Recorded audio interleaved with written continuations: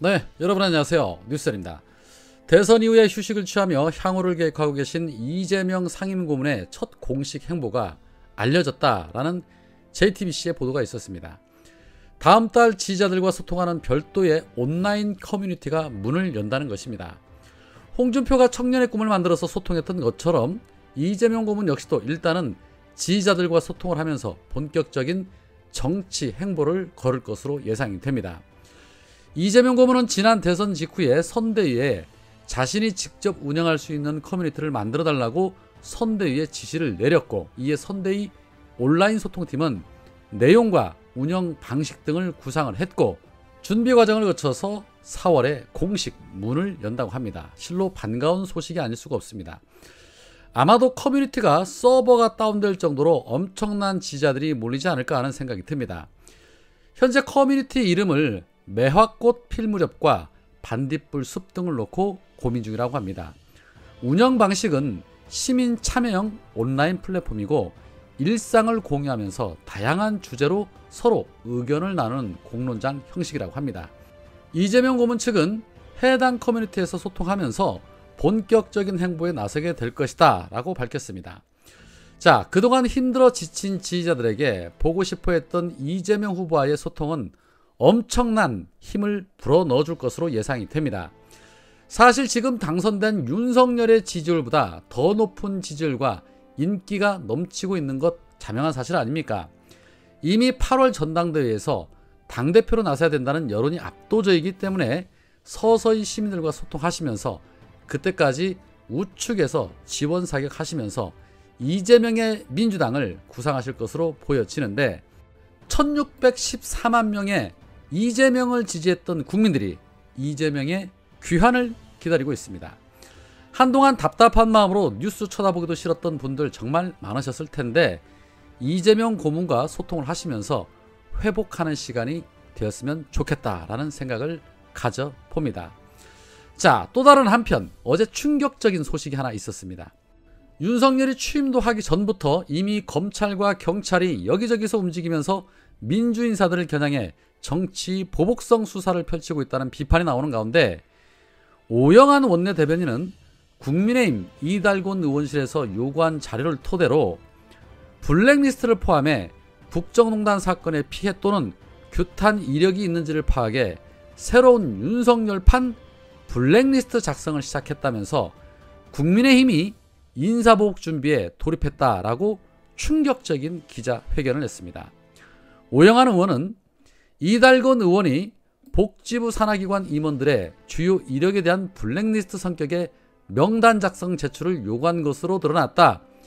청와대를 포함한 정부 출신 여부, 정당 및 출마 경력, 임명권자에 이어서 특히 민변과 참여연대 등 특정 시민단체 출신 여부를 콕 집어서 인사 자료 제출을 요구했다. 민주당은 이달곤 의원의 행태에 대해서 강력히 규탄한다. 인사 보복성 블랙리스트 작성 행위를 당장 멈추기 바란다. 검찰은 고발 3년 만에 수사를 재개하면서 산업부와 8개 산하기관까지 압수수색한 바 있다. 어제 김기현은 캐비넷에 넣어둔 채 미루었던 사건들을 하루빨리 수사하라고 촉구하면서 하명수사 논란을 자초했다.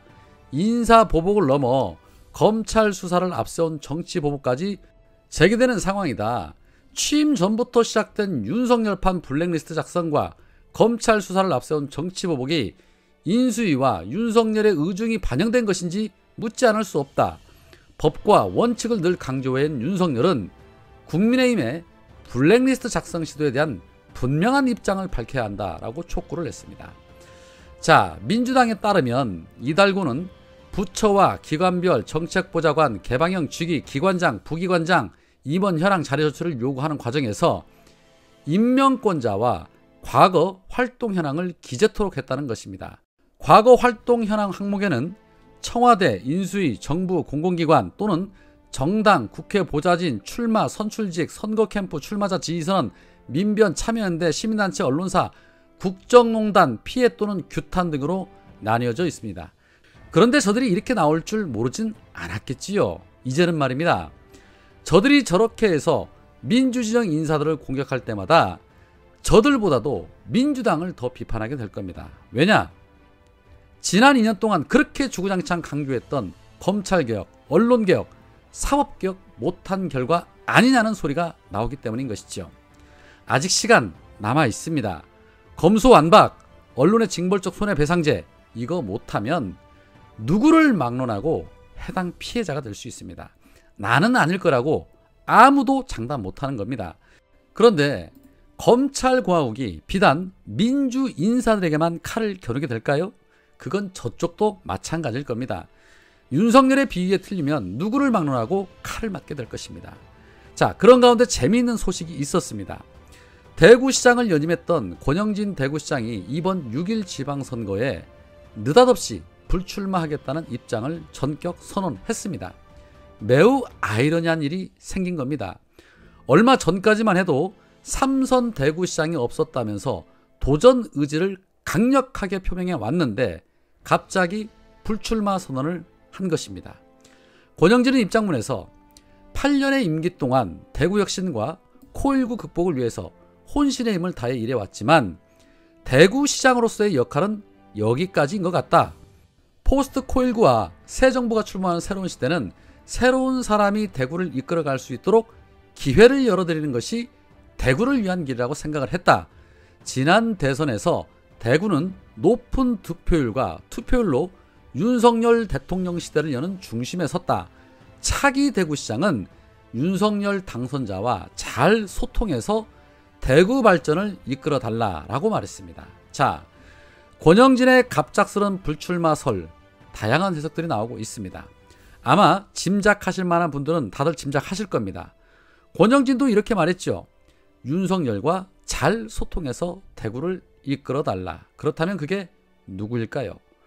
홍준표일까요? 김재원일까요? 홍준표는 지난 대선 당시에 윤석열과 회동해서 공천 이야기를 주고받았습니다. 해서 최재형이 종로에 출마해서 당선이 됐죠. 그리고 본인은 대구시장으로 출마 선언을 한 겁니다. 권영진은 그렇게 해서 밀린 것이다 라고 밖에 해석이 안 됩니다. 검찰공화국은 이렇게 여야를 막론하고 누구에게나 위협이 될 수 있다는 겁니다. 뿐만 아니라 검찰공화국은 약속도 잘 지키지 않는 듯 합니다. 소상공인과 자영업자들에게 화끈하게 50조 쏜다고 약속했던 윤석열, 국가부채 등 여러 어려움 때문에 말이 바뀌고 있습니다. 어제 안철수는 현실적인 딜레마를 극복하는 방안으로 현금 지원과 대출 등을 적절하게 섞어서 지원하는 방안을 고민 중이라면서 현금 지원도 있지만 한편으론 대출도 있고 세액 공제도 있다. 이 방식은 통화량이 늘지 않는다. 조화롭게 믹스를 해서 경제에 미치는 파장을 최소화하겠다라고 말했습니다. 결국 현금 지원은 조금 해주고 대출 받으라는 소리입니다. 이재명 후보께서 누누이 강조를 했었지요. 선거 때는 무슨 말을 못하나 그거 다 지키면 나라 망한다고 하는 사람들이라고. 1,000만 원씩 준다더니 이제는 대출 받으랍니다. 든든한 사람에게 투표해서 참 든든하신 분들 많으시겠습니다. 얼마나 더 경험을 해야 정신들을 차리실까요? 지금이라도 좀 깨어나시기 바랍니다. 제발 좀.